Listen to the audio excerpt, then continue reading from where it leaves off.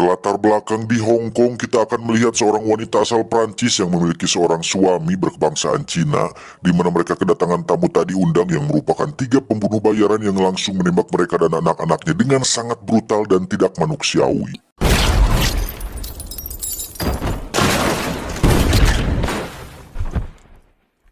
Dan inilah pembalasan dendam.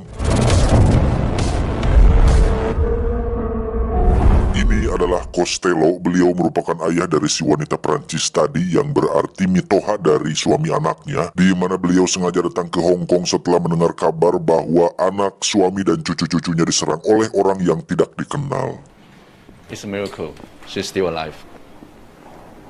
Ternyata anak Costello ditemukan masih hidup walaupun dengan kondisi kritis, di mana Costello mencoba bertanya tentang ciri-ciri dari pembunuhnya sehingga didapatkanlah petunjuk kecil bahwasannya satu pelaku berhasil terluka di bagian telinga oleh tembakan yang dilayangkan oleh anaknya. Venge-moi.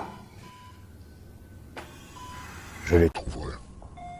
Di sisi lain kita akan melihat seorang bos triad bernama Fung, ini bebenguknya, di mana dia menugaskan seorang pembunuh bayaran bernama Kuai, ini orangnya, untuk membunuh salah satu ajudannya karena telah berani berselingkuh dengan salah satu wanita simpanannya.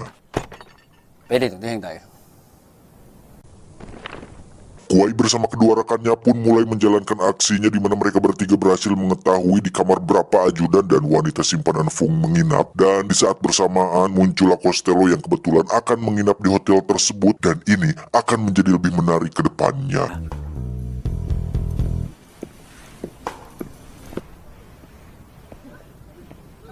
Saat si ajudan dan si wanita simpanan itu melakukan olahraga, muncullah Kuai dan kedua rekannya yang langsung menembak target, di mana saat mereka sudah selesai, di situ sudah ada Costello yang secara kebetulan sedang berjalan menuju ke kamarnya.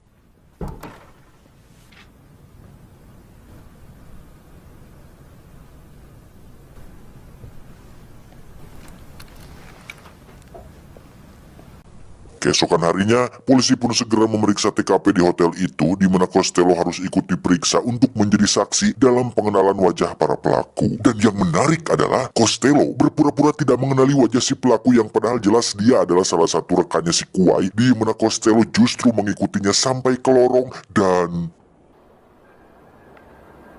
What do you want? Ya, Kuai dan kedua rekannya pun mengepung Costello di setiap lorong sehingga terkuaklah tujuan Costello yang sebenarnya, yaitu membutuhkan bantuan mereka bertiga untuk mencari pelaku pembunuhan atas keluarga anaknya. Well? Satu hal yang menarik, Costello ternyata memiliki sebuah penyakit ingatan sehingga dia harus memotret Kuai dan kedua rekannya untuk bisa mengingat wajah mereka di kemudian hari. Costello pun menawarkan sejumlah uang, rumah, dan restoran miliknya yang berada di Prancis asalkan Kuai bisa menemukan siapa pelaku yang telah membunuh keluarganya. Je tiendrai ma promesse. Mereka berempat pun pergi ke rumah anaknya yang menjadi lokasi pembantaian di adegan awal tadi, yang mana dengan pengalaman Kuai sebagai pembunuh bayaran profesional, dia pun bisa dengan mudah mengetahui senjata apa yang mereka gunakan saat melakukan aksi tersebut.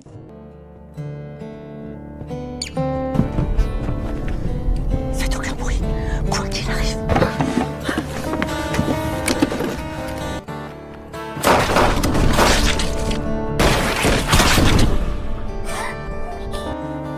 Oh.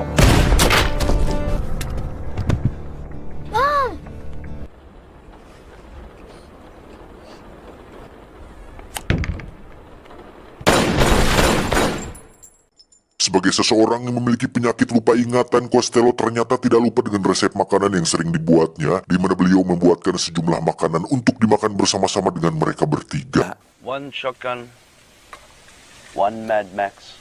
One put weight on left foot. And one got his left ear blown off by my daughter. Tak buang waktu, Kuai pun langsung menemui sepupunya yang seorang penjual senjata ilegal yang pastinya mengetahui siapa saja orang yang membeli senjata di tempatnya, dan benar saja, satu orang pernah membeli senjata yang sama persis dengan senjata yang digunakan oleh para pelaku, hingga Kuai dan kawan-kawan langsung pergi menuju ke lokasi pemilik dari senjata tersebut. Where are we? Hong Kong. Dan benar saja, 2 dari 3 pelaku tersebut ternyata bekerja sampingan sebagai nelayan, di mana salah satunya menggunakan perban pada bagian telinga yang sudah bisa dipastikan itu adalah pelaku yang sempat ditembak oleh anaknya Costello.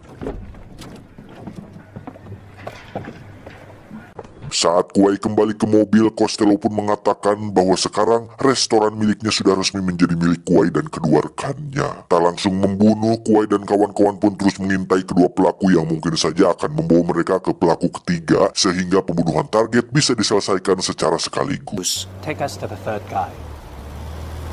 Maybe. Singkat cerita, malam pun poek. Kedua pelaku itu pun pergi ke sebuah taman untuk menemui pelaku ketiga yang mana saat Kuai dan kawan-kawan sudah siap membunuh para pelaku, muncullah istri dan anak-anak pelaku yang ternyata mereka sedang melakukan botram bersama dengan uang haram hasil pembunuhan tersebut.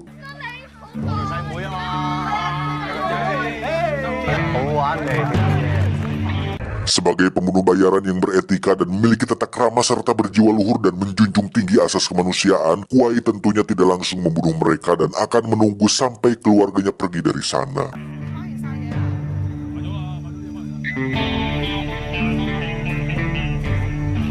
Sempat menghampiri Kuai dan kawan-kawan, para pelaku itu pun sadar bahwa Kuai dan kawan-kawan bertujuan untuk membunuh mereka bertiga, di mana salah satu pelaku mengatakan bahwa pembunuhan terhadap keluarga anaknya Costello adalah sebuah tugas dari bosnya. We did what we will pay for. But why the children? Alasannya sendiri adalah karena bos mereka takut dijebloskan ke penjara oleh suami dari anaknya Costello yang seorang pengacara jujur, sehingga mereka bertiga pada awalnya hanya ditugaskan untuk melenyapkan suaminya saja, namun karena salah satu wajah pelaku berhasil terlihat, mereka pun terpaksa melenyapkan seluruh keluarganya.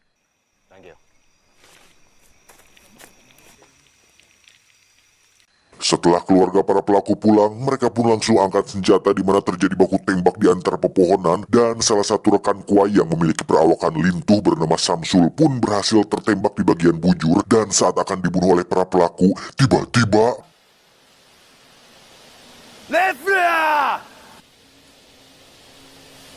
ya, sudah ada Costello di belakang kedua pelaku itu, namun karena penyakit lupa ingatannya, Costello seketika dibuat bingung atau linglung dengan wajah para pelaku sehingga dirinya justru tertembak tepat di bagian bahu.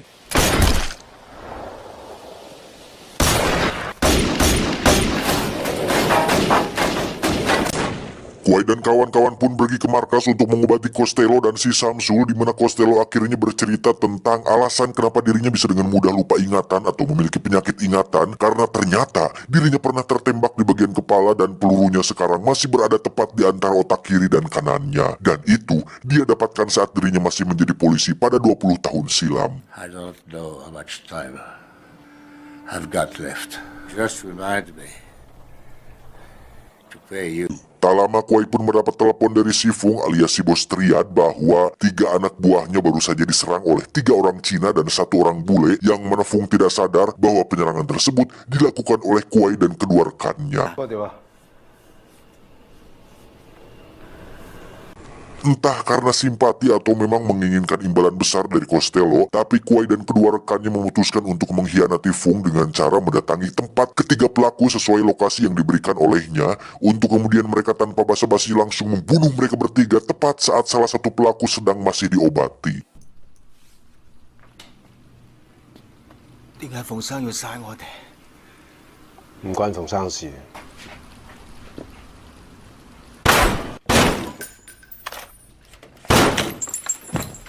Kabar itu pun langsung diketahui oleh Fung sehingga sekarang Kuai dan kedua rekannya resmi menjadi musuh dari Fung yang notabene adalah bos mereka sendiri. Kuai dan kawan-kawan pun kembali ke markas untuk memeriksa keadaan Costello, di mana Kuai sengaja menulis nama Si Fung pada salah satu senjata dengan tujuan agar Costello selalu ingat tentang nama dari otak para pelaku yang telah menewaskan keluarga anaknya.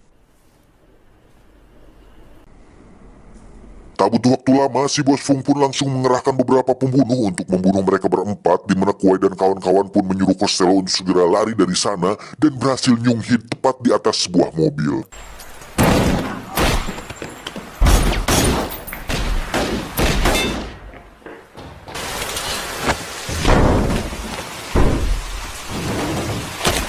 Kuai dan kawan-kawan sendiri berhasil lolos daripada pembunuh kiriman Fung tersebut, di mana saat mereka akan menghampiri Costello, Kuai pun sempat ngerengkok karena melihat Costello yang linglung, tapi beruntung dia kembali ingat mereka bertiga berkat foto dan nama yang disimpan di dalam jaketnya.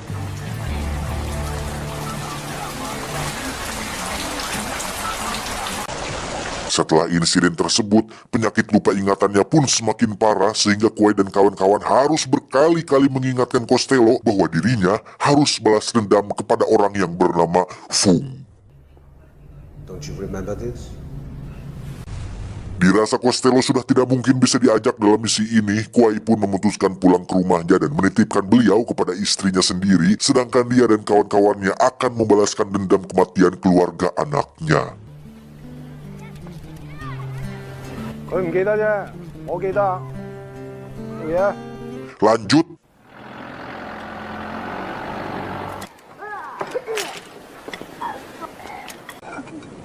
Kuai dan kawan-kawan pun pergi menemui sepupunya yang sudah tak berdaya akibat disiksa habis-habisan oleh si koplok Fung, di mana mereka menyadari bahwa Fung dan pasukannya akan segera kembali ke sana, sehingga mereka mulai mempersiapkan senjata untuk berperang dengan seluruh pasukannya si Fung. 佢綠色嘅雪櫃盒㗎，有292，仲有 AK。 Peperangan pun terjadi di hamparan rumput yang luas, di mana mereka berlindung di balik tumpukan kertas yang bisa digorolongkan, di mana pasukan Fung ternyata jauh lebih banyak dari dugaan, bahkan Fung sendiri ikut menyerang menggunakan AWM dari jarak yang cukup aman.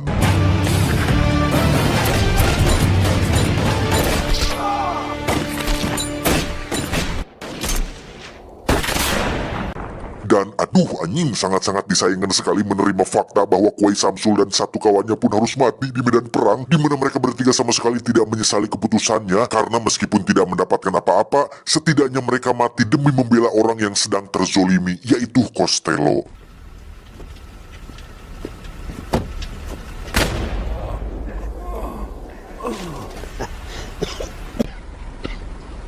Mendengar berita tentang kematian suami dan kawan-kawannya di televisi, sang istri pun terlihat menangis dengan begitu nyesek, sedangkan Costello hanya bisa celangak-celinguk tanpa bisa mengingat siapa mereka.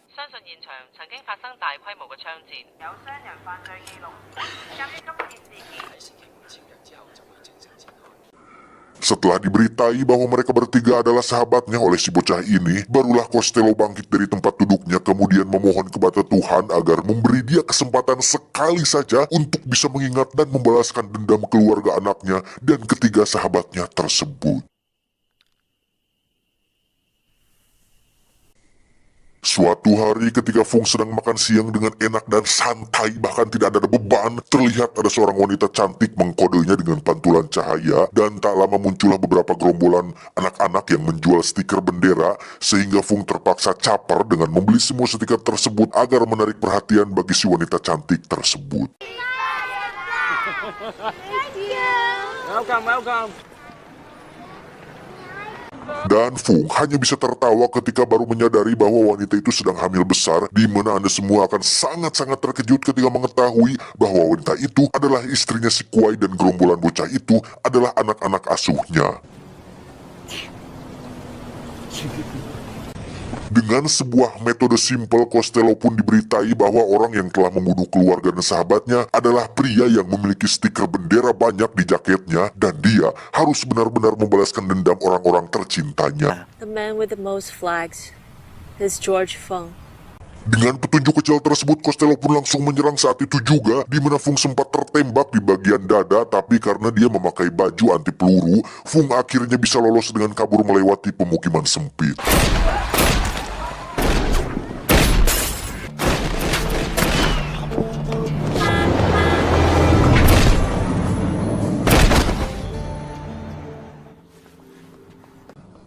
Menyadari bahwa Costello hanya mencari orang yang memakai stiker, Fung pun mencoba mengelabuinya dengan menempelkan stiker tersebut pada anak buahnya, di mana Costello berhasil membunuhnya meski kakinya sempat tertembak oleh si Fung.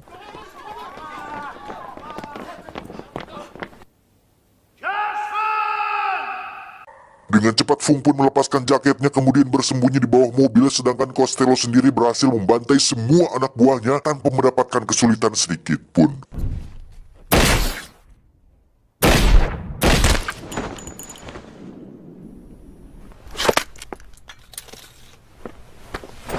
merasa Costello tidak akan mengenalinya, Fung pun berjalan dengan santai dan wajah pitampolen, di mana Costello akhirnya melihat satu stiker pada dasinya, dan saat Fung akan mengambil pistol, Costello pun dengan cepat menarik pelapuknya dan berhasil menembak Fung hingga ngajongkeng.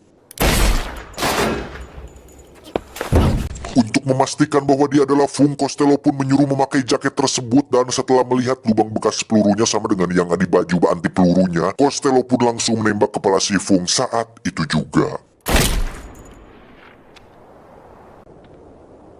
Setelah dipikir-pikir, Costello ternyata hanya bawa sial saja bagi Kuei dan kawan-kawan, di mana mereka harus mati secara tidak pugu-pugu, imbalan gak dapat, uang belum sempat dikasih ke istrinya, si Costello juga belum tentu bakal ingat semua pengorbanan mereka bertiga, halah. Tapi walaupun begitu, setidaknya mereka mati dengan kebaikan, karena seperti yang sudah saya bilang tadi, mereka mati demi membela orang yang sedang kesusahan.